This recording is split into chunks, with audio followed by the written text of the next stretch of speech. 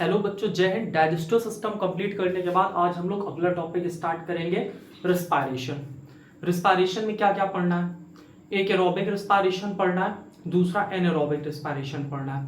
इसके साथ साथ में हम लोगों को ये देखना है कि क्या ह्यूमन बींग्स में भी एनारोबिक जैसी कंडीशन होती है। इसके साथ में ये देखना है कि एटीपी क्या होता है, एडीपी प्लस इनऑर्गेनिक फॉस्फेट से एटीपी कैसे बनता है, रिस्पायरेशन एक्सोथर्मिक रिएक्शन है या एंडोथर्मिक रिएक्शन।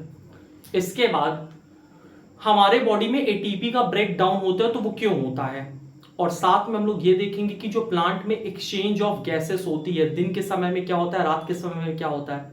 इसके साथ साथ ये देखेंगे कि जो एक्वेटिक हैबिटेट है और टेरेस्ट्रियल हैबिटेट है, दोनों में डिफरेंस क्या होता है, यानी जो ऑर्गेनिज्म जमीन पे पाए जाते हैं और जो पानी में पाए जाते हैं, उनके रिस्पायरेटरी सिस्टम में क्या डिफरेंस होता है।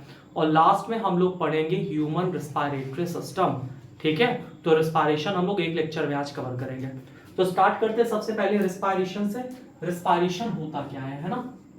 अगला क्या है, रिस्पायरेशन।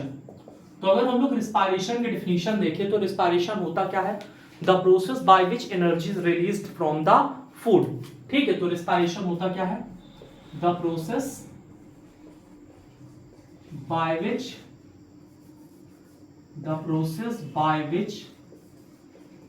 energy is released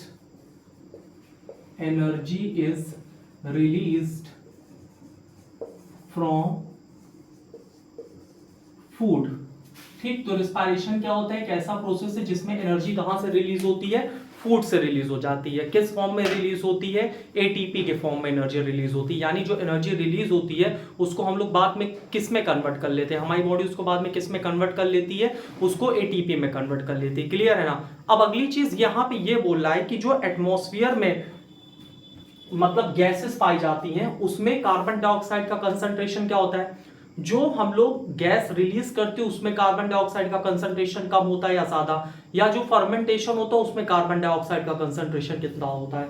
तो इसके लिए हमको यहाँ एक एनसीईआरटी एक्टिविटी परफॉर्म करने के लिए कह रही है। ठीक है, एक्सपेरिमेंट एक करने के लिए कह रही है। इसमें एनसीईआरटी क्या बोल रही है, एक टेस्ट ट्यूब ले लो, है ना, एक नहीं मतलब टोटल ऐसे 3 टेस्ट ट्यूब लेने हैं।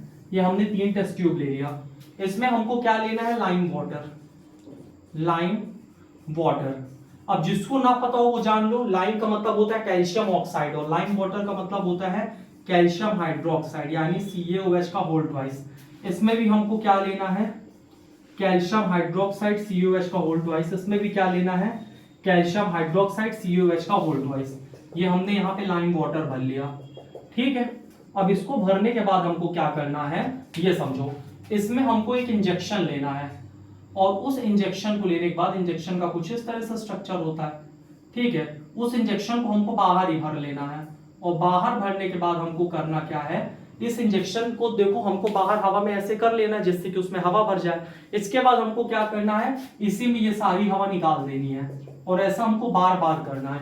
इसके बाद कुछ देर के बाद हम लोग देखेंगे कि लाइम वाटर किस में कन्वर्ट हो जाएगा, lime water convert into milky, lime water convert into milky after some time. ठीक है, कुछ देर के बाद लाइम वाटर किस में कन्वर्ट हो जाएगा, मिल्की कन्वर्ट हो जाएगा। क्यों हो जाएगा अभी हम लोग इसके बारे में समझेंगे। दूसरा हमको क्या करना है, जो दूसरा वाला टेस्ट ट्यूब है, ये पहला टेस्ट ट्यूब हो गया, ये दूसरा टेस्ट ट्यूब है, ये तीसरा टेस्ट ट्यूब। दूसरे टेस्ट ट्यूब में हमको क्या करना है, we have to blow the air from our mouth, we have to blow air from our mouth. ठीक है, तो दूसरे टेस्ट ट्यूब में क्या करना है, हमको इसमें फूंक मारनी है। क्लियर है, दूसरे टेस्ट ट्यूब में फूंक मारनी है और फूंक मारने से क्या होगा, लाइम वाटर टर्न मिल्की। यहां पे भी क्या होगा, lime water turn milky but at faster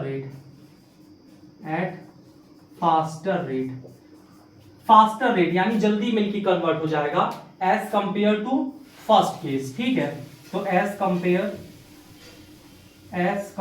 to first one. समझ बात आई। फर्स्ट वन के कंपेयर में ये जो सेकंड वाला है ये जल्दी मिल्की कन्वर्ट हो जाएगा। तीसरे में हमको क्या करना है, तीसरे में हमको क्या करना है, यहाँ पे एक कोई बीकर ले लेना है, इस बीकर में हमको ईस्ट रखना है, ठीक है। ईस्ट के साथ साथ हमको इसको क्या दे देना है, शुगर दे देना है।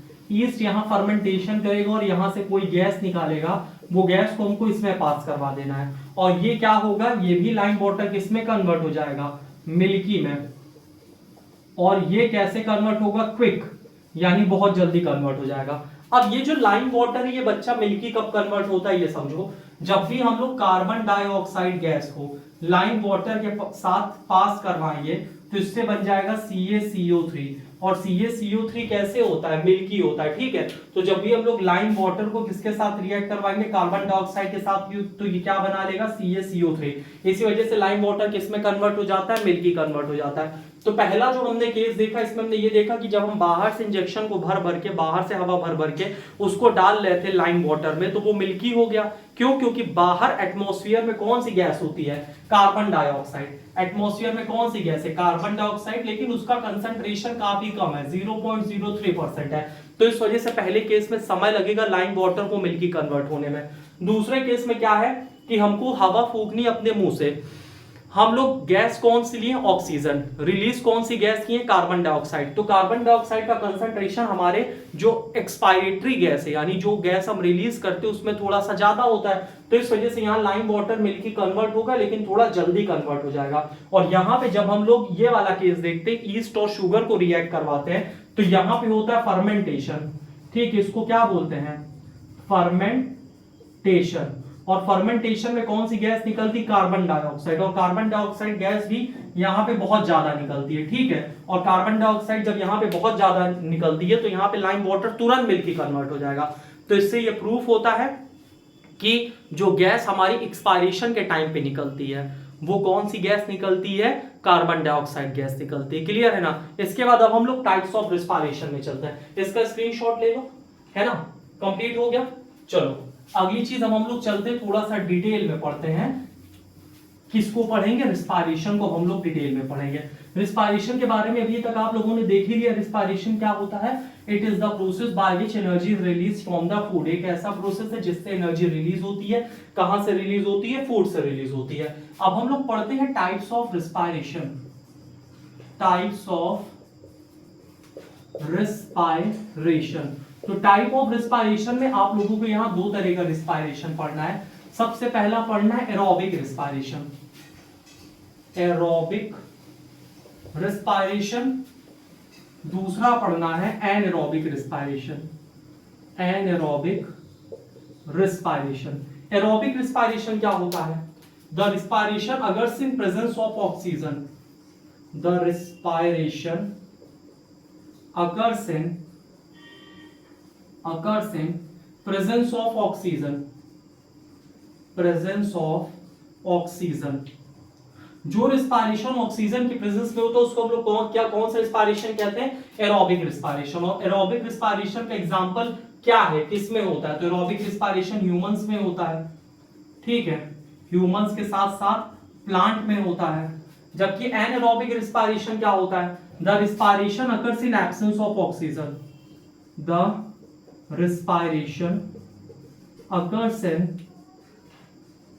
in absence of oxygen। absence of oxygen, ठीक है। यहां पे जो रिस्पायरेशन होता है वो कब होता है, in the absence of oxygen. तो इसको क्या बोलते हैं, एनएरोबिक रिस्पायरेशन। और एनएरोबिक रिस्पायरेशन का एग्जांपल क्या है, बैक्टीरिया। एक बैक्टीरिया जिसका नाम है माइकोप्लाज्म। माइकोप्लाज्म में कैसा रिस्पायरेशन होता है, एनएरोबिक रिस्पायरेशन। इसके साथ साथ में ईस्ट। ईस्ट क्या है, फंजाई। ये इसमें भी कौन सा रिस्पायरेशन, एनारोबिक रिस्पायरेशन। और माइकोप्लाज्म क्या है बच्चा, बैक्टीरिया। माइकोप्लाज्म के बारे में एक चीज और बताते हैं, माइकोप्लाज्म ऐसा बैक्टीरिया जिसके चारों तरफ सेल वॉल नहीं होती और ये बिना ऑक्सीजन का सर्वाइव करता है, यानी इसमें एनारोबिक रिस्पायरेशन होता है। और जो फंजाई होता है ईस्ट, ये यूनिसेलुलर फंजाई। इसके बारे में एक और फैक्ट है, ये कैसा फंजाई है, यूनिसेलुलर फंजाई, यानी एक सेल वाला फंजाई है। और इसमें कैसा रिस्पायरेशन होता है, एनारोबिक रिस्पायरेशन। यहां तक समझ में आ गया टाइप्स ऑफ रिस्पायरेशन में कौन कौन सा, aerobic, anaerobic respiration.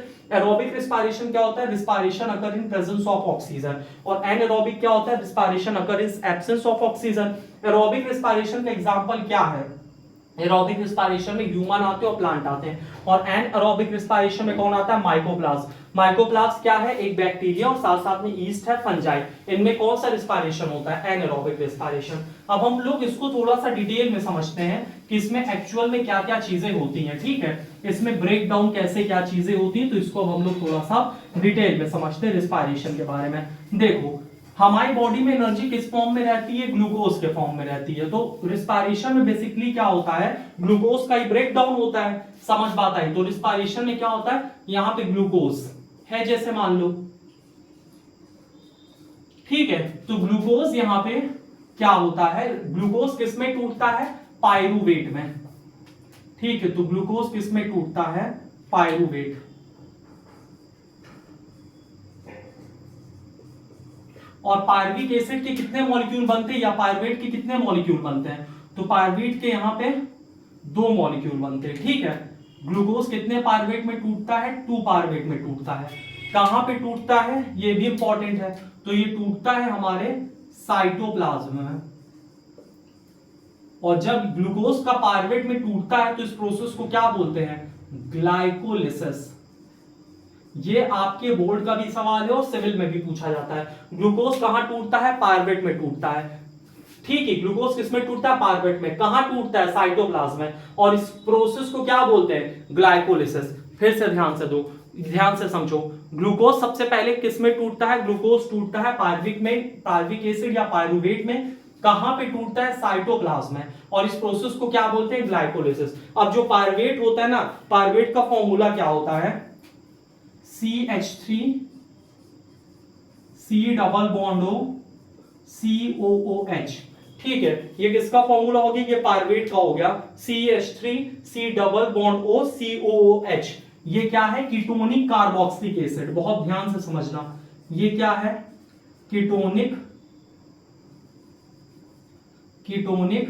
Carboxylic acid, carboxylic acid. अच्छा बच्चे, इसका नाम कीटोनिक कार्बोक्सिलिक एसिड क्यों पड़ा? ये जो CO है ना, CO कीटोन ग्रुप है, और COOH क्या है? Carboxylic group. तो ये जो पायरुवेट है क्या है? Ketonic carboxylic acid. इसका फॉर्मूला क्या है? CH3 C double bond O COOH, ठीक है ना। तो ये चीज हो गया। अब जब ग्लूकोज से पायरुवेट टूटता है तो इसको ऑक्सीजन की जरूरत नहीं पड़ती। तो ग्लूकोज से जब पायरुवेट टूटता है तो it does not require oxygen, या इट डोंट नीड ऑक्सीजन। इसको ऑक्सीजन की जरूरत नहीं पड़ती, ठीक। तो इतनी बातें सबको समझ में आए। ग्लूकोज किस में टूटता है? पायरुवेट में टूटता है। और यहां पे कहां पे टूटता है? साइटोप्लाज्म में। इस प्रोसेस को क्या बोलते हैं? ग्लाइकोलिसिस, ठीक है। ग्लाइकोलिसिस के लिए क्या ऑक्सीजन की जरूरत पड़ती? नहीं पड़ती। और पायरुवेट का फॉर्मूला क्या है? CH3 C double bond O COOH। ये क्या है? Ketonic carboxylic acid. अब यहां पे पायरुवेट के साथ 3 चीजें हो सकती हैं, ठीक है। या तो इसको आगे ऑक्सीजन मिल जाए, ये ऑक्सीजन की लिमिटेड सप्लाई हो, या फिर ऑक्सीजन हो ही ना। तो यहां पे इसके साथ 3 चीजें हो सकती है। सबसे पहला, आगे क्या सबसे पहला केस हम लोग देखेंगे? इन प्रेजेंस ऑफ ऑक्सीजन, ठीक है। तो सबसे पहला केस देखेंगे इन presence of oxygen. In plus का मतलब होता है प्रेजेंस ऑफ O2। अगर ऑक्सीजन की प्रेजेंस में है तो क्या होगा? यहां पे माइटोकॉन्ड्रिया में, माइटोकॉन्ड्रिया में कर्व साइकिल होगी। कर्व साइकिल आपने पढ़ा है ना, mitochondria is the site of aerobic respiration class 9th में। तो यहां पे क्या होगा कि अगर पायरुविक एसिड को ऑक्सीजन मिल जाएगा, यानी कि इन प्रेजेंस ऑफ ऑक्सीजन, ये प्लस बना है, ठीक है, प्लस का मतलब होता है प्रेजेंस। तो पायरुविक एसिड का इन प्रेजेंस ऑफ ऑक्सीजन माइटोकॉन्ड्रिया में कौन सी साइकिल चलेगी? Krebs cycle. और यहां क्या क्या बनेगा? Carbon dioxide plus water plus energy, ठीक। और एनर्जी कितनी? इससे इतनी एनर्जी निकलेगी जिससे कितने एटीपी बन जाए? 38 एटीपी। समझ बात आई?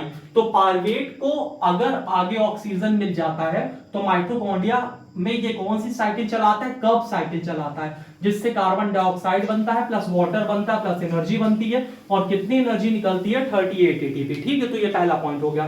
दूसरा पॉइंट क्या है? अगर लिमिटेड सप्लाई हो जाए ऑक्सीजन की, है ना, तो अगला क्या है? In limited supply of oxygen. In limited supply of O2। अगर ऑक्सीजन के लिमिटेड सप्लाई हो जाए तो इससे क्या बनता है? Lactic acid. Lactic acid plus energy तो बनेगी, एनर्जी, और कितनी एनर्जी, 2 एटीपी। ठीक है, कितनी एनर्जी, 2 एटीपी। तो ये दूसरा पॉइंट हो गया। अगर लिमिटेड सप्लाई है ऑक्सीजन की तो क्या बनेगा, लैक्टिक एसिड, और एनर्जी कम निकलेगी, 2 एटीपी एनर्जी। अब आप लोग कहोगे लैक्टिक एसिड का बनता है, जैसे जब तुम हैवी एक्सरसाइज कर लेते हो, बहुत ज्यादा मेहनत कर लेते हो, तो उस टाइम पे बॉडी में क्या बन जाता है, लैक्टिक एसिड बन जाता है और बॉडी में पेन होना शुरू हो जाता है। ठीक है, तो इसका सोल्यूशन क्या है, जिस जगह पे पेन हो रहा है वहां पे मसाज कर लो, और या फिर हल्का गुनगुने पानी से नहा लो, जिससे ब्लड सर्कुलेशन इंप्रूव हो जाएगा, ऑक्सीजन की सप्लाई एडिक्वेट हो जाएगी, यानी अच्छी खासी ऑक्सीजन की सप्लाई हो जाएगी, और इससे ये जो लैक्टिक एसिड बना है ये धीरे धीरे करके खत्म हो जाएगा। ठीक है, तो हमारी बॉडी में जब हम लोग हैवी एक्सरसाइज करते हैं तो जो दर्द होता है ना, किस वजह से होता है, लैक्टिक एसिड के बनने की वजह से होता है। लैक्टिक एसिड का फॉर्मूला भी देख लो, CH3CHOH। यहां लैक्टिक एसिड का फॉर्मूला लिख देते हैं, CH3CHOH। ये क्या है, CH3CHOH, ये है हाइड्रोक्सी कार्बोक्सिलिक एसिड। ये क्या है, हाइड्रोक्सी कार्बोक्सिलिक एसिड। इसको हाइड्रोक्सी कार्बोक्सिलिक एसिड क्यों कहते हैं, क्योंकि OH ग्रुप कौन सा है, हाइड्रोक्साइड ग्रुप है, और COOH क्या है, कार्बोक्सिलिक ग्रुप है, तो इसको बोलते हैं हाइड्रोक्सी कार्बोक्सिलिक एसिड। जबकि जो यहाँ पे पायरुवेट था, पायरुवेट क्या है, कीटोनिक कार्बोक्सिलिक एसिड। तो ये दोनों का बीच का डिफरेंस पूछ सकता है आपके कॉम्पिटिशन में, तो ये चीज थोड़ा सा याद रखना। अगली वाली हम लोग रिस्पायरेशन पढ़ते हैं, in absence of oxygen, in absence of oxygen. अब बच्चा तीसरा केस है, तीसरे केस में ऑक्सीजन ही नहीं है, तो इन एब्सेंस ऑफ ऑक्सीजन में यहां पे क्या होगा, अच्छा एब्सेंस ऑफ ऑक्सीजन किसमें होता है, ईस्ट में, और जो प्रोसेस होता है उसको क्या बोलते हैं, फर्मेंटेशन, फर्मेंटेशन। और यहां पे किस किस चीज का फॉर्मेशन होता है ये समझो, यहां फॉर्मेशन होता है इथेनॉल, C2H5OH, वही इथेनॉल है ना जो लोग पी के एकदम झूमे रहते हैं, ethanol plus carbon dioxide plus energy, energy कितनी, 2 एटीपी, 2 एटीपी। ठीक, तो ये चीज यहां पे थोड़ा सा ध्यान देना। अभी तक हम लोगों ने क्या क्या पढ़ा ये समझो। सबसे पहले ग्लूकोज है, ग्लूकोज किस में टूटा, पायरुवेट में टूटा, कहां पे टूटा, साइटोप्लाज्म में टूटा। इस प्रोसेस को क्या बोलते हैं, ग्लाइकोलिसिस। इसको ऑक्सीजन की जरूरत नहीं पड़ती। पायरुवेट का फॉर्मूला क्या हो गया, CH3C+COOH। ये क्या है, कीटोनिक कार्बोक्सिलिक एसिड है। इसके बाद अगर पायरुवेट को आगे ऑक्सीजन मिल गई तो यहां पे क्या होगा, कर्ब साइकिल चलेगी, कहां चलेगी, माइटोकॉन्ड्रिया में। साथ में यहां पे कार्बन डाइऑक्साइड निकलेगा और वाटर निकलेगा और एनर्जी निकलेगी। एनर्जी कितनी निकलती है, 38 एटीपी। अगर लिमिटेड सप्लाई हो गई ऑक्सीजन की तो क्या बनेगा, लैक्टिक एसिड प्लस एनर्जी, कितनी एनर्जी, 2 एटीपी। और अगर एब्सेंस ऑफ ऑक्सीजन हो गया तो होगा फर्मेंटेशन। फर्मेंटेशन किस में होता है, ईस्ट में। यहां क्या बनता है, ethanol plus carbon dioxide plus energy, और एटीपी कितनी निकलती है, 2 एटीपी। इसका स्क्रीनशॉट ले लो, फिर आगे चीजें हम लोग बात करते हैं। ठीक है, ये कंप्लीट हो गया। इसके बाद अब हम लोग देखते हैं आगे होता क्या। ये जो एनर्जी निकली, एनर्जी से तो अभी हमने डायरेक्ट बता दिया एटीपी बनता है, लेकिन अब एटीपी कैसे बनता है ये समझो, इसको रफ करने जा रहे हैं। ठीक है, ध्यान देना, ये यहाँ पे उसका फॉर्मूला लिखा था लैक्टिक एसिड का, उसको भी चाहो तो लिख लेना, हाइड्रोक्सी कार्बोक्सिलिक एसिड होता है। अब आगे देखो, हम लोग देखते हैं जो एनर्जी रिलीज होती है उसका होता क्या है। The energy release in respiration, the energy released in respiration used in ATP formation, जो एनर्जी रिलीज होती है ये किस टाइम पे, रिस्पायरेशन के टाइम पे, वो किस में चली जाती है, एटीपी बनाने में। कैसे, देखो एडीपी होता है, adenosine diphosphate, ATP adenosine triphosphate, ADP adenosine diphosphate. इसके साथ प्रेजेंट होता है इनऑर्गेनिक फॉस्फेट, और ये किसमें बदल जाता है, एटीपी। समझ पाता है। तो जो एनर्जी होती है यहां पे, एनर्जी रिस्पायरेशन से रिलीज होती है वो किसमें चली जाती है, वो चली जाती है एटीपी बनाने में। इसके बाद जब हमारी शरीर को जरूरत पड़ती है तो हमारा शरीर क्या करता है, एटीपी को तोड़ता है। समझ बात आई, हमारा शरीर एटीपी को तोड़ता है और एटीपी के टूटने पे क्या बनता है, ADP plus inorganic phosphate plus energy. ध्यान से समझो, रिस्पायरेशन के टाइम पे जो एनर्जी निकली वो किस में चली गई, एटीपी बनाने में। लेकिन जब हमारे शरीर को जरूरत पड़ती है तो उस टाइम पे क्या होता है, एटीपी टूटता है किसमें, एडीपी प्लस इनऑर्गेनिक फॉस्फेट और प्लस एनर्जी। और ये एनर्जी कहां पे यूटिलाइज होती है, हमारे शरीर में जितने भी एंडोथर्मिक रिएक्शन होते हैं ना उनको करने के लिए। तो this energy is utilized to perform endothermic reaction occurring in our body। और यहां भी जो एनर्जी निकलती है ना, एनर्जी कितनी निकलती है, 30.5 किलो जूल पर मोल।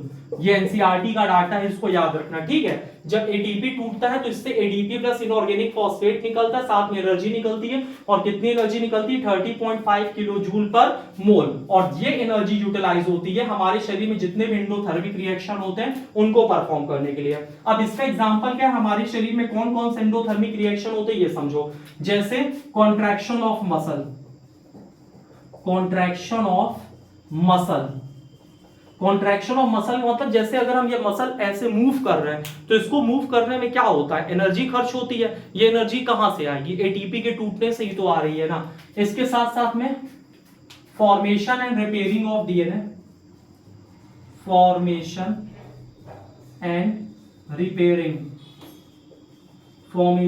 रिपेयरिंग ऑफ डीएनए, यानी डीएनए को बनाने में। और अगर डीएनए कहीं से ब्रेक डाउन हो गया है ना तो डीएनए को बनाने में और साथ साथ में डीएनए को रिपेयर करने में, ठीक है। तो डीएनए को बनाने और डीएनए को रिपेयर करने में भी इसका काफी इंपॉर्टेंट यूज होता है। इसके साथ साथ में कंडक्शन ऑफ नर्व इंपल्स, अगला क्या है, कंडक्शन ऑफ नर्व इंपल्स के कंडक्शन में भी ये काफी इंपॉर्टेंट होता है, ठीक है। यानी कि मैसेज हमारे बॉडी से हमारे ब्रेन तक पहुंचाने में भी काफी इंपॉर्टेंट होता है। तो ये था अगला पॉइंट। इसमें हमने क्या क्या पढ़ा ये समझो। जो एनर्जी रिलीज होती है रिस्पायरेशन के टाइम पे वो किसमें इस्तेमाल हो जाती है, एटीपी फॉर्मेशन, ठीक है ना यहां तक। इसके बाद यहां पे क्या होता है, एडीपी प्लस इनऑर्गेनिक फॉस्फेट, जो एनर्जी निकली थी रिस्पायरेशन के टाइम पे उससे क्या बन गया, एटीपी। जब हमारे शरीर को जरूरत पड़ती है तो हमारा शरीर क्या करता है, एटीपी को तोड़ता है। किसमें तोड़ता है, ADP plus inorganic phosphate, clear है ना। और इसके साथ साथ और क्या निकलता है, एनर्जी। और एनर्जी कितनी, 30.5 किलो जूल पर मोल। और ये एनर्जी यूटिलाइज होती है हमारे शरीर में जितने भी एंडोथर्मिक रिएक्शन है उसको करने के लिए। और इससे क्या क्या होता है हमारे शरीर में, कॉन्ट्रैक्शन ऑफ मसल। अगर मसल मान लो कॉन्ट्रैक्ट करने के काम में आता है, रिलैक्स करने के काम में आता है। इसके साथ साथ formation and repairing of DNA टूटता बनता रहता है शरीर में। और साथ साथ में कंडक्शन ऑफ नर्व इंपल्स के कंडक्शन में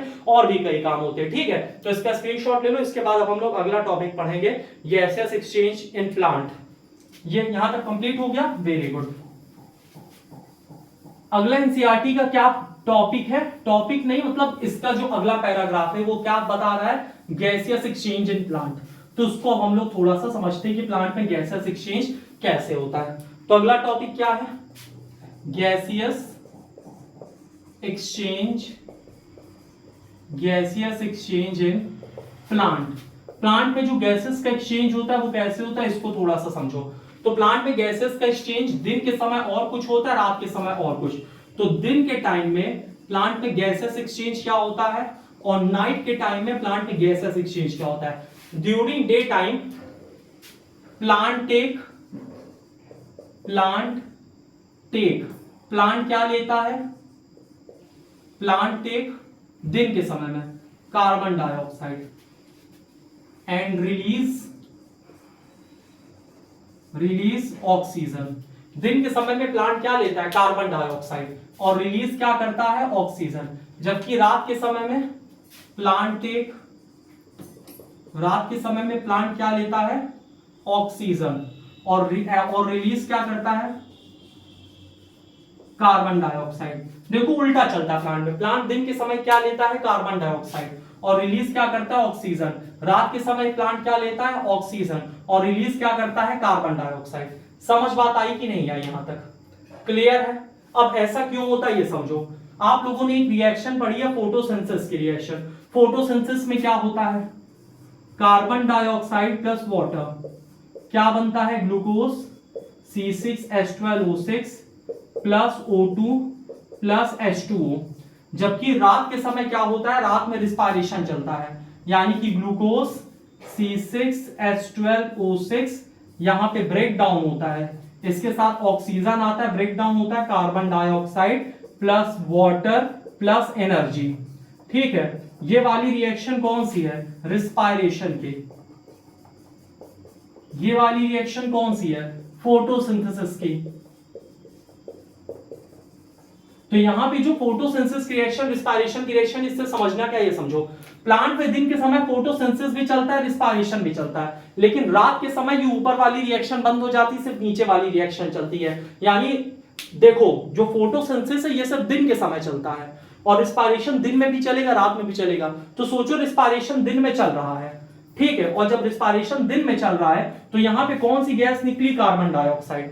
तो ये जो कार्बन डाइऑक्साइड गैस निकलती है ना दिन के समय, इसको प्लांट क्या करता है, इसको रिलीज नहीं करता, इसको एब्जॉर्ब कर लेता है। क्यों एब्जॉर्ब कर लेता है, क्योंकि इसको यहाँ पे खाना भी तो बनाना है ना, इसको फोटोसिंथेसिस भी करना है। तो प्लांट यहाँ पे जो CO2 निकलती है रिस्पायरेशन से, उसको बाहर नहीं जाने देता, उसको एब्जॉर्ब कर लेता है, साथ साथ में और CO2 बाहर से मंगवाता है। समझ बात आई ना, और CO2 बाहर से मंगवाता है, और उसको किसमें कन्वर्ट कर लेता है, ग्लूकोज में और ऑक्सीजन में। तो यहां पे जो ऑक्सीजन है, ऑक्सीजन बहुत ज्यादा बन जाती है, तो जो इसको रिस्पायरेशन के लिए चाहिए वो इस ऑक्सीजन को यहां पे इस्तेमाल कर लेता है, बाकी जो एक्स्ट्रा ऑक्सीजन होती है उसको क्या करता है, उसको रिलीज कर देता है। समझ बात आई। तो इस तरह से प्लांट दिन के समय कौन सी गैस लेता है, कार्बन डाइऑक्साइड, और रात के समय कौन सी गैस लेता है, ऑक्सीजन। समझ बात आई कि नहीं आई, आ गई होगी। अब आगे हम लोग पढ़ते हैं रिस्पायरेशन एक्वेटिक और टेरेस्ट्रियल एनिमल में। ठीक है, अगला टॉपिक क्या है, respiration in aquatic and terrestrial. अगर ये टॉपिक नहीं समझ में आता तो कमेंट करके बताना, इस टॉपिक पे एक दूसरी वीडियो ला देगा। अगला टॉपिक क्या है, हम लोगों को अगला टॉपिक क्या पढ़ना है, रिस्पायरेशन, रेट ऑफ रिस्पायरेशन या रिस्पायरेशन इन। रिस्पायरेशन हमको दो जगह पढ़ना है, सबसे पहला टेरेस्ट्रियल हैबिटेट, दूसरा एक्वेटिक हैबिटेट। सबसे पहला टेरेस्ट्रियल हैबिटेट और दूसरा एक्वेटिक हैबिटेट।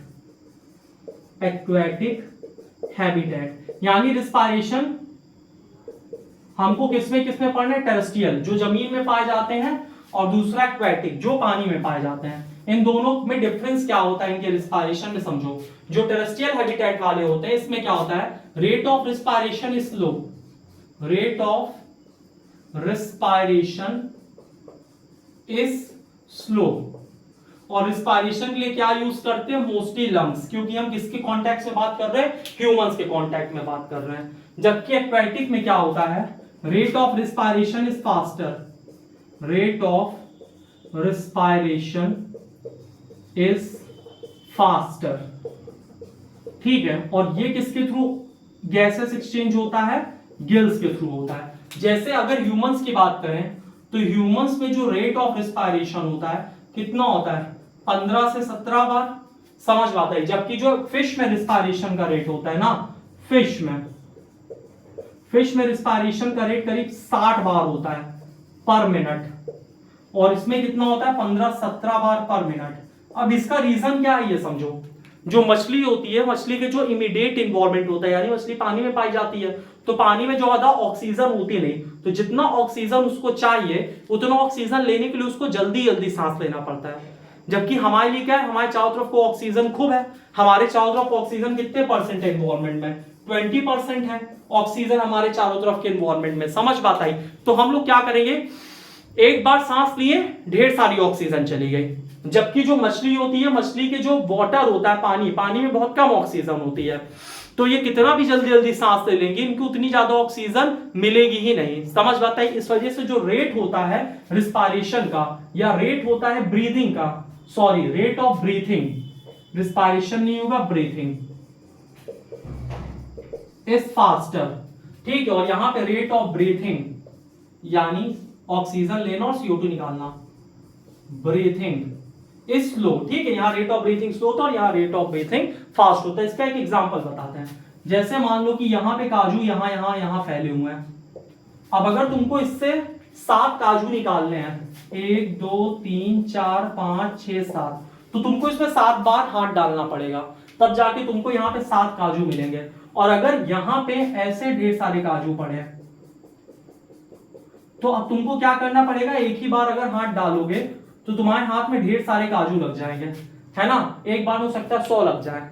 समझ बात आई कि नहीं है? क्यों? क्योंकि अभी काजू बहुत ढेर सारा है, तो कैसे भी हाथ डाल के निकालोगे काजू तुरंत ढेर सारा निकल आएगा। लेकिन अगर यहाँ पे ये दूर दूर है, ठीक है, अगर यहाँ पे ये खूब दूर दूर है तो तुमको 6-7 बार तो मतलब अपना हाथ ले जाना ही पड़ेगा जितने काजू चाहिए, ठीक है। तो सेम चीज इनके साथ होता है। इनके केस में क्या होता है, काजू दूर दूर फैला होता है, यानी ऑक्सीजन बहुत कम होता है, ऑक्सीजन की डेंसिटी बहुत कम होती है, ठीक है। तो इनको बहुत जल्दी जल्दी सांस लेना पड़ता है अपनी ऑक्सीजन के रिक्वायरमेंट को पूरा करने के। और यहाँ पे जो ऑक्सीजन होता है, ऑक्सीजन की डेंसिटी बहुत ज्यादा होती है, यानी ऑक्सीजन बहुत ज्यादा होती है हमारे एनवायरमेंट में। इस वजह से हमको क्या करना पड़ता है, ऑक्सीजन मतलब हम आसानी से 15-17 बार ब्रीथिंग में काम चल जाता है। लेकिन इंसान भी झेल जाते हैं। कब झेल जाते हैं? जब ऊपर जाते हैं। ऊपर जाने मतलब एकदम ऊपर नहीं जाना, जैसे हिमालय चोटी में गए तो ऊपर जाने पे ऑक्सीजन की, एयर की डेंसिटी कम होती है, और एयर की डेंसिटी कम तो ऑक्सीजन की डेंसिटी कम, तो वहां पे भी हमारा जो ब्रीथिंग रेट होता है वो क्या होता है, बढ़ जाता है, ठीक है ना। तो यहां तक आपको सारी चीजें समझ में आ गई होंगी। इसको रफ करने जाना है। इसके बाद अगला टॉपिक हम लोग पढ़ते हैं और उसको ध्यान से समझना। अगला पढ़ते हैं फीचर्स ऑफ रिस्पायरेटरी ऑर्गन, है ना। रिस्पायरेटरी ऑर्गन का फीचर्स क्या होता है, फीचर्स ऑफ रिस्पायरेटरी ऑर्गन, क्योंकि अब हम लोग धीरे धीरे चल रहे हैं ह्यूमन रिस्पायरेटरी सिस्टम की तरफ।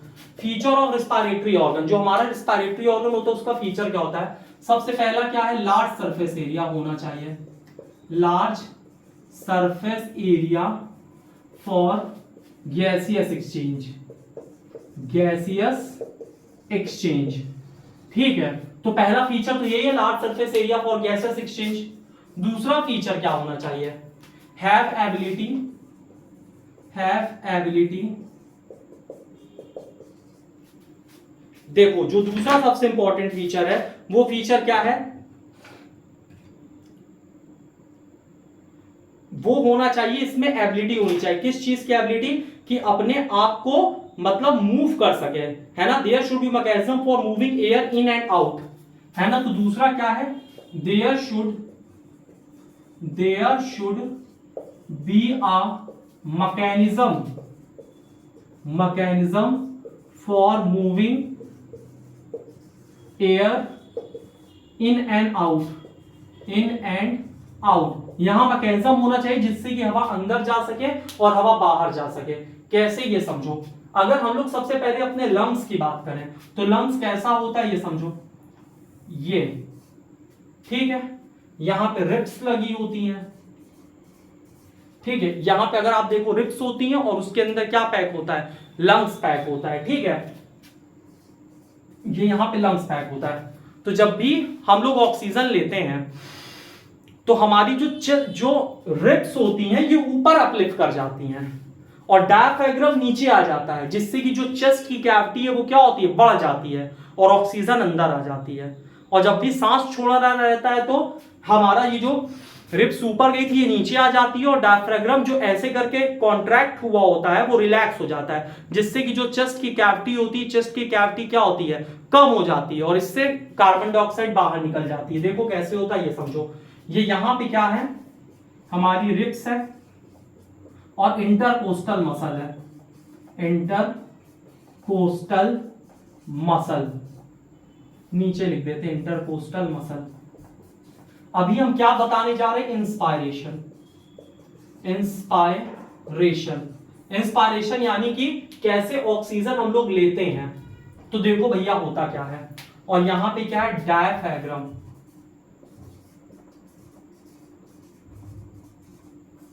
स्पेलिंग इसके एक बार देख लेना डायफ्रैगम के। देखो होता क्या है, रिब्स और internal coastal muscle move upward, ये कहां जाते हैं, अपवर्ड साइड, ऊपर, एंड फॉरवर्ड, ये ऊपर जाते हैं और आगे आते हैं। इससे क्या होता है, कैविटी बढ़ जाती है, ऊपर आया आगे आया, ठीक है। तो ये चीजें होती हैं, ठीक है। इसके बाद अगली चीज क्या है, जो डायफ्रैगम है ये नीचे आ जाता है, यानी कि डायफ्रैगम क्या करता है, कॉन्ट्रैक्ट। इससे होता क्या है ये समझो, इससे होता क्या है, the cavity of lungs increase, और इससे होता क्या है, inspiration due to pressure difference, pressure difference. समझ बात आई कि नहीं आई? इंस्पायरेशन में क्या होता है ये समझो, रिब्स और जो इंटरकोस्टल मसल होती हैं ये सब अपवर्ड जाती है और फॉरवर्ड आती हैं, जबकि जो डायफ्रैगम होता है ये क्या करता है, कॉन्ट्रैक्ट करता है। ये नीचे आ गया, ये इधर चली गई और ऊपर चली गई, इससे ये पूरा बढ़ गया। अब जब ये पूरा बढ़ गया तो अंदर जो हवा की डेंसिटी थी वो कम हो गई और बाहर हवा ज्यादा है, तो हवा कहां से कहां जाएगी, higher concentration to lower concentration air आएगी कि नहीं आएगी, आएगी। इससे क्या होगा, इससे इंस्पायरेशन हो जाएगा। समझ बात आई? इसको नोट डाउन कर लो, क्लियर है? अब हम लोग देखते हैं एक्सपायरेशन कैसे होता है। समझ में बात आ रही है कि नहीं आ रही है? एक कमरा है इतना बड़ा, इसमें 50 लोग हैं, अगर हम इस कमरे को बढ़ा दे तो अब इसमें और लोग आ जाएंगे। समझ बात आई? तो पहले इतने में जितनी हवा थी हमने इसको बड़ा कर दिया, तो अब बाहर से अंदर हवा आ गई। अब अगर हमको बाहर निकालना पड़ेगा लोगों को, पहले इतने में 50 थे, हम इसको कम कर देंगे, तो जो एक्स्ट्रा रहेंगे वो अपने आप बाहर निकल जाएंगे। समझ बात आई? तो इस तरह से प्रेशर डिफरेंस क्रिएट होता है। इसी वजह से जो फीचर है हमारे रिस्पायरेटरी ऑर्गन का वो ये होना चाहिए कि इसमें मैकेनिज्म होना चाहिए जिससे कि हवा अंदर आ सके और हवा बाहर जा सके। तो ये इंस्पायरेशन का केस हो गया, ठीक है। दूसरा केस हम किसका पढ़ेंगे, एक्सपायरेशन का। तो अगला केस हम लोग देखते हैं एक्सपायरेशन का केस। एक्सपायरेशन के केस में क्या होता है, तो अगला केस देखते हैं एक्सपायरेशन। देखो एक्सपायरेशन में क्या होता है, ध्यान से समझो। यहां पे इस तरह से था चेस्ट की कैविटी, ठीक है। डायफ्रैगम क्या था, डायफ्रैगम ऐसे नीचे आ गया था, क्लियर है। और ये सब कहां चले गए, तो ऊपर चले गए थे। लेकिन एक्सपायरेशन में क्या होता है कि ये जो इंटरकोस्टल मसल होते हैं, यहां पे रिब्स एंड इंटरकोस्टल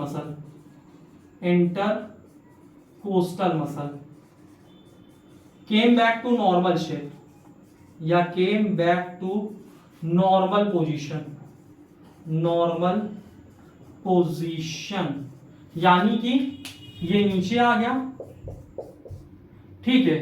और डायफ्रैगम यहां पे क्या करेगा, रिलैक्स कर जाएगा, है ना। Diaphragm relax,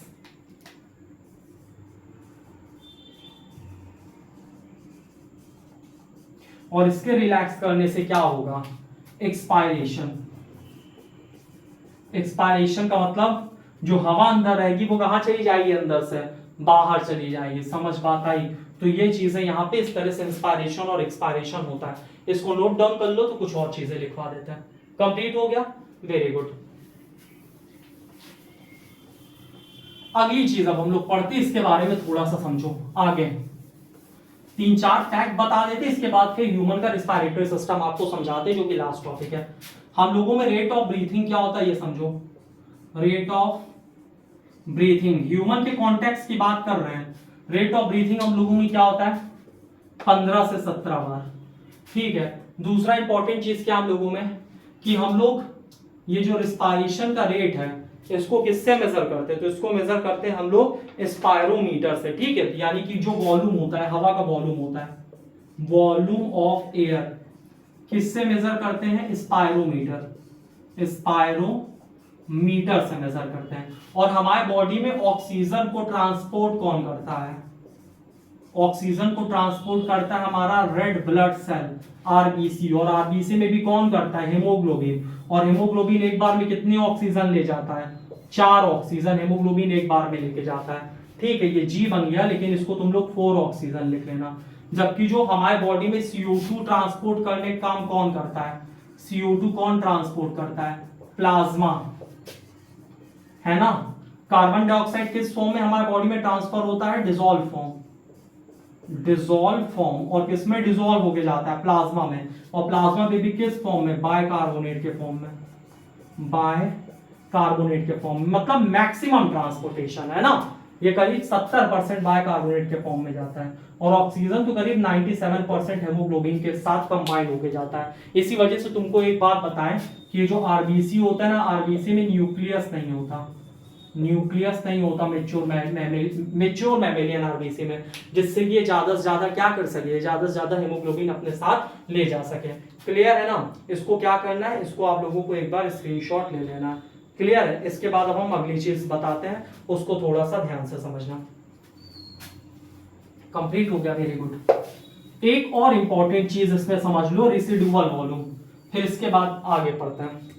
residual volume, residual volume. अच्छा, जब आप लोग हैंड पाइप चलाते हो पानी तुरंत निकल आता है, टंकी पानी चलाते हो तुरंत निकल आता है। ऐसा क्यों? क्योंकि पाइप में पानी भरा रहता है। इसी तरह हम ऑक्सीजन लिए तुरंत पूरी बॉडी में पहुंच गया। क्यों? क्योंकि हमारे लंग्स में भी हवा भरी रहती है। अगर हवा ना भरी हो लंग्स में, एक बार सांस लोगे लंग्स में हवा भरेगी, फिर सांस लोगे फिर और आगे जाएगी, फिर सांस लोगे फिर और आगे जाएगी। समझ बात आई? तो हमारे लंग्स में हमेशा हवा भरी रहती है। तुम कितना भी मेहनत करके उसको बाहर निकाल लो, खूब मेहनत लगा डालो कि निकले निकले निकले हवा, लेकिन पूरी हवा कभी निकली नहीं सकती है ना, कुछ ना कुछ हवा भरी रहती है। उसी को बोलते हैं रेसिडुअल वॉल्यूम। तो एनसीईआरटी में दिया गया और इसको नोट डाउन कर लो। रेसिडुअल वॉल्यूम क्या होता है? Amount of air remain in lungs after a forcible expiration, है ना। तो जो अमाउंट होती है हवा की हमारे लंग्स में फोर्सेबल एक्सपायरेशन के बाद भी, यानी कितने भी दम लगा के हवा निकाल लो उसके बाद भी जो बची रहती है उसी को रेसिडुअल वॉल्यूम कहते हैं। और ये हवा कितनी होती है? 1100 से 1200 ml। ठीक है, तो 1100 से 1200 ml हवा हमारे लंग्स में हमेशा क्या होती है? भरी होती है। ठीक है, इसको नोट डाउन कर लो। तो हम लोग पढ़ते हैं आगे ह्यूमन का respiratory system. Human respiratory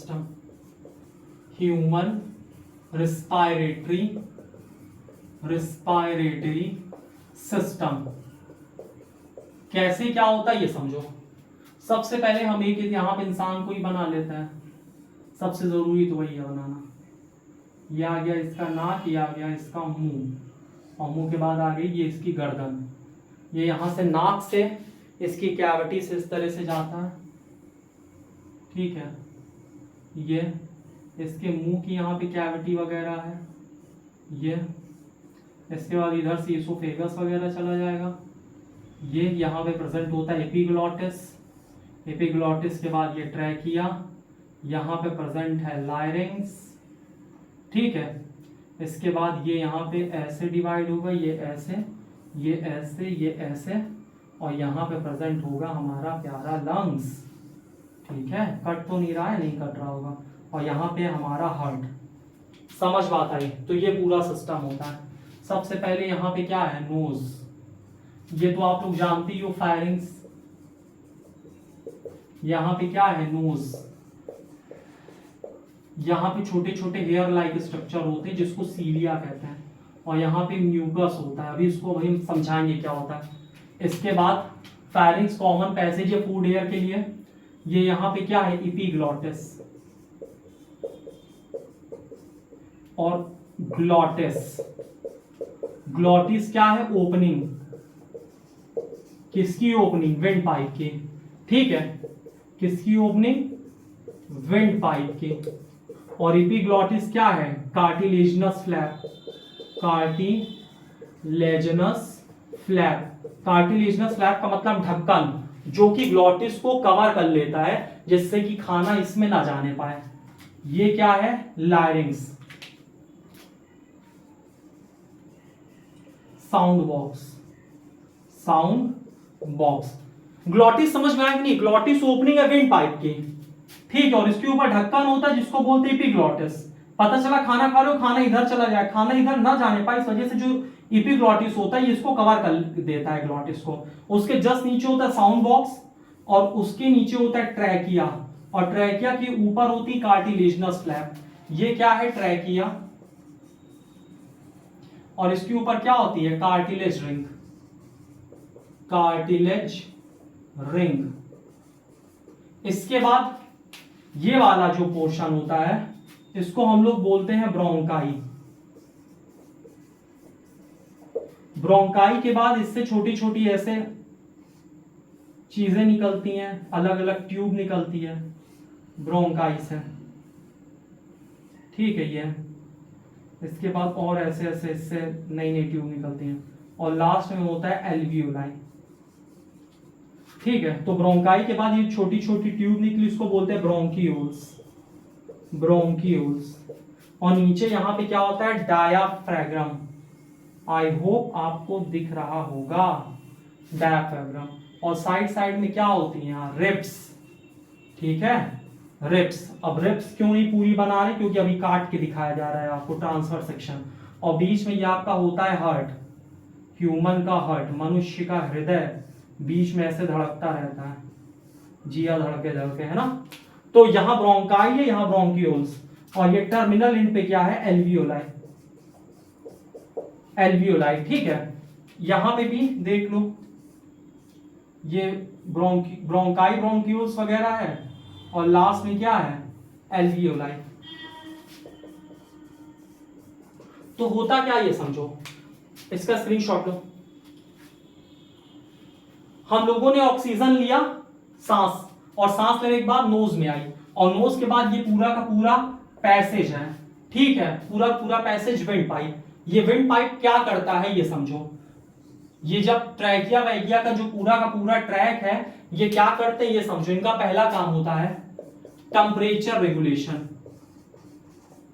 temperature regulation का मतलब जैसे मान लो तुम खूब ठंडी जगह हो, ठीक है, और तुमने एकदम ठंडी ठंडी सांस ले ली, वो जाएगी तो सांस के अंदर वाटर वेपर भी तो होता है, पता चला वो अंदर जाके एकदम ठंडी ठंडी हवा है, और ठंडी ठंडी हवा अंदर चली गई, अंदर जाके वाटर वेपर बर्फ बन गया, तो समझ बात आई।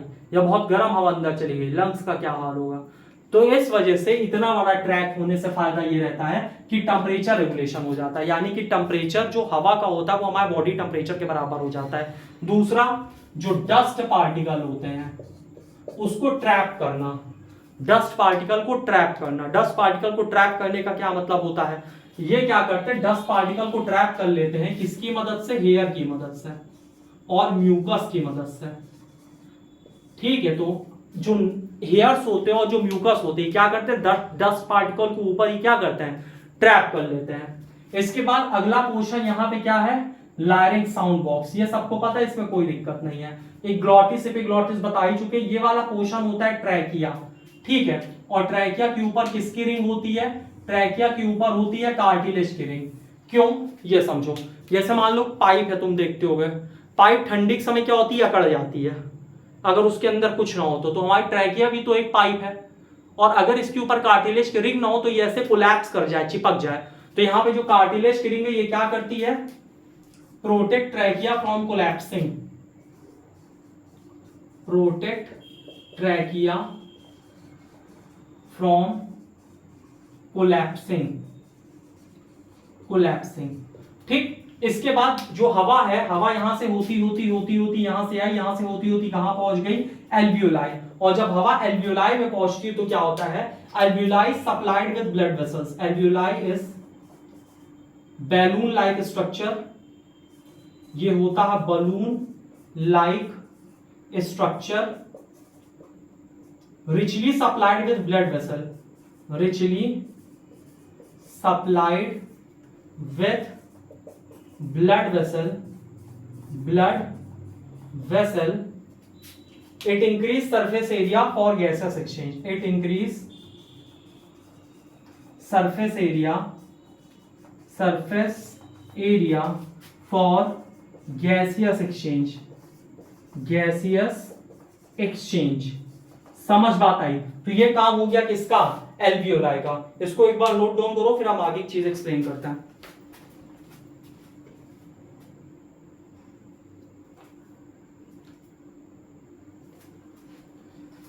चीजें समझ में आई यहां तक? इसको थोड़ा सा फिर से समझो। ह्यूमन का रिस्पायरेटरी सिस्टम अगर तुमको यहां तक समझ में ना आया हो तो सबसे पहले क्या है? नोज। नोज से ऑक्सीजन अंदर आ रही है। इसके बाद कहां पहुंची? फायरिंग्स तक हवा पहुंची। फायरिंग्स के बाद कहां पहुंची?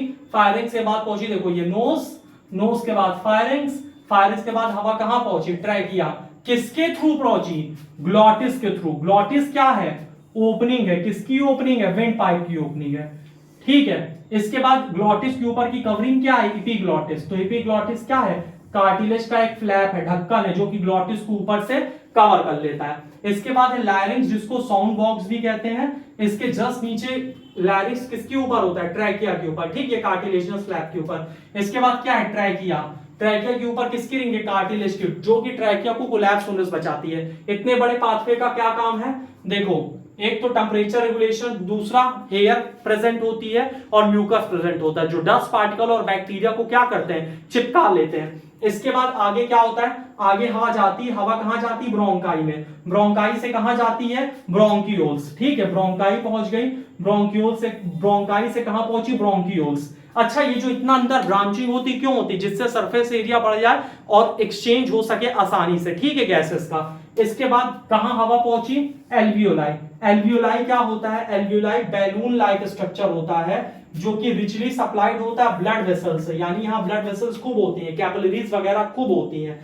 ठीक है, और एल्वियोलाई का फंक्शन क्या होता है? ये इंक्रीज कर देता है सरफेस एरिया। किस चीज के लिए? फॉर एक्सचेंज ऑफ गैसेस के लिए।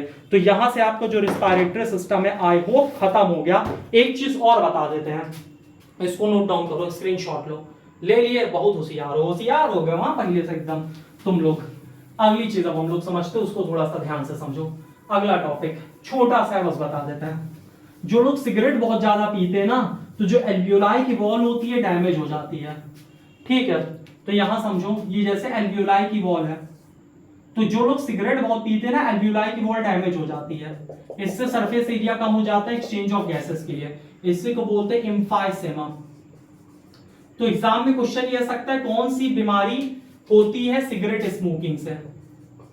सिगरेट स्मोकिंग से तो जो बीमारी होती है उसका क्या नाम है? एम्फाइसेमा। ठीक है, इसमें क्या होता है? Alveoli wall damage, alveoli wall damage हो जाती है। ठीक है, एल्वियोलाई की जो वॉल होती है, ALVEOLI, एल्वियोलाई की वॉल इसमें डैमेज हो जाती है। ठीक है, सिगरेट स्मोकिंग से। और इससे बीमारी होती है, उस बीमारी क्या बोलते हैं? एम्फाइसेमा। क्लियर है कि नहीं क्लियर है यहां तक? और कोई यहां पे दिक्कत तो नहीं है? कोई दिक्कत होनी भी नहीं चाहिए, है ना? तो smoking is the injurious to health. और अगर इतना हमारे पास खून, ब्लड ना हो ट्रांसपोर्टेशन के लिए, तो हमारे सर से हमारे पैर तक पहुंचने में ऑक्सीजन को कम से कम नहीं तो 2.5 साल लग जाएगा, आपकी एनसीईआरटी कहती है। ठीक है, तो यहां तक ये सारी चीजें कंप्लीट हो गई। अब हम लोग क्या देखते हैं? अब हम लोग क्वेश्चन आंसर देख लेते हैं कि नहीं। क्वेश्चन आंसर है, सब कुछ कवर है। ठीक है, ये इथेनॉल वगैरह वाला हो गया, ये यहाँ एटीपी वाला हो गया, ये यहाँ पे दिया है प्लांट में एक्सचेंज ऑफ मटेरियल क्या होता है, ये यहाँ पे मछली का दिया गया है। अच्छा, मछली के ऊपर अपर कुलम होती है। अपर कुलम क्या होती है? जो गिल्स के ऊपर की कवरिंग होती है ना, उसको हम लोग अपर कुलम कहते हैं। ठीक है, ये एक चीज थोड़ा नहीं बताए थे तो इसको देख लेना। अपर कुलम क्या होती है? गिल्स की जो कवरिंग होती है उसको अपर कुलम कहते हैं। इसके बाद ये यहाँ पे सारी चीजें बता दी हैं, हेमोग्लोबिन वगैरह जो भी कुछ होता है, म्यूकस वगैरह होता है, रिंग कार्टिलेज की, जिससे कि कोलैप्स वगैरह ना हो, है ना? और बाकी ब्रीथिंग साइकिल वगैरह सब हो गया, ऑक्सीजन हो गया, है ना? एक्सचेंज ऑफ गैसेस किससे होता है? ऑक्सीजन को कौन ट्रांसपोर्ट करता है हमारे बॉडी में? ब्लड ट्रांसपोर्ट करता है। ठीक है, आरबीसी, आरबीसी में कौन सा पिगमेंट? हेमोग्लोबिन। हेमोग्लोबिन में क्या होता है? हेमोग्लोबिन में होता है आयरन। एक चीज और जान लो, हेमोग्लोबिन का जो मेन पिगमेंट होता है वो क्या होता है? आयरन, जो मेन एलिमेंट होता है। और आयरन की कमी हो गई शरीर में तो कौन सी बीमारी? एनीमिया। और साथ साथ में विटामिन B12 और विटामिन अगर B9 की भी कमी हो गई, बहुत इंपॉर्टेंट है, विटामिन B12 और विटामिन B9 की भी अगर कमी हो गई ना, तो भी इससे भी क्या होता है? इससे भी आरबीसी का शेप वगैरह चेंज हो जाता है। तो ऑक्सीजन अच्छे से बॉडी में सप्लाई नहीं होता और इससे भी क्या समस्या आती है? इससे भी जो है चक्कर आना वगैरह सारी चीजें होती हैं। पहला क्वेश्चन क्या है? what advantage were an aquatic organism does on terrestrial organism with regard to obtain oxygen for respiration। तो जो एक्वेटिक ऑर्गेनिज्म होता है उनके एनवायरमेंट में ऑक्सीजन कम होता है, टेरेस्ट्रियल ऑर्गेनिज्म के एनवायरमेंट में ऑक्सीजन ज्यादा होता है। तो terrestrial organism can have a rich supply of oxygen as compared to the aquatic organism, so that is why the rate of breathing is lower in terrestrial organism as compared to aquatic organism। दूसरा question, what are different ways in which glucose is oxidized to provide energy in the body। ऐसे कौन कौन से veg है जिससे glucose oxidise होता है और हमको एनर्जी प्रोवाइड करता है। तो एरोबिक रिस्पायरेशन हो गया, ठीक है। अगला, how is oxygen and carbon dioxide transported in human beings. Oxygen कैसे ट्रांसपोर्ट होता है, आरबीसी से, ठीक है, आरबीसी में, और क्या बनाता है, ऑक्सी हेमोग्लोबिन। बहुत इंपॉर्टेंट पॉइंट है, छूटा जा रहा था। ऑक्सीजन किस फॉर्म में जाता है, ऑक्सी हेमोग्लोबिन, यानी ऑक्सीजन प्लस हेमोग्लोबिन क्या कहलाता है, ऑक्सी हेमोग्लोबिन, ठीक है। ऑक्सीजन प्लस हेमोग्लोबिन क्या कहलाता है, ऑक्सी हेमोग्लोबिन। तो ये बहुत ज्यादा इंपॉर्टेंट था, ये वाला पॉइंट छूटा जा रहा था, ठीक है। ऑक्सीजन प्लस हेमोग्लोबिन क्या होता है, ऑक्सी हेमोग्लोबिन। क्लियर है ना, यहां तक कोई दिक्कत तो नहीं है। आगे, और कार्बन डाइऑक्साइड किस फॉर्म में जाता है, बाइकार्बोनेट के फॉर्म में। बाइकार्बोनेट का फॉर्मूला देख लो, FCO3 निगेटिव। बाइकार्बोनेट का फॉर्मूला, बाइकार्बोनेट का HCO3 निगेटिव, ठीक है। तो HCO3 निगेटिव किसका होता है, बाइकार्बोनेट का फॉर्मूला होता है। ये किस, कार्बन डाइऑक्साइड बाइकार्बोनेट के फॉर्म में ट्रांसपोर्ट होता है, और ऑक्सीजन किस फॉर्म में जाता है, ऑक्सी हेमोग्लोबिन के फॉर्म में। लास्ट वाला क्वेश्चन का है, how are lungs design in human beings to maximise area for exchange of gases. Lungs किस तरह से डिजाइन होता है जिससे कि एक्सचेंज, जिससे कि सरफेस एरिया बढ़ जाए। तो lungs have a balloon like structure which is known as an alveoli, और alveoli increase the surface area for exchange of gases. समझ में आता है, आई होप यहां तक आपको सारी चीज समझ में आ गई होगी। वीडियो को लाइक करो, कमेंट करो, शेयर करो, चैनल को सब्सक्राइब करो, और जो टॉपिक नहीं समझ में आ रहा है वो कमेंट बॉक्स में बताओ। तब तक के लिए जय हिंद।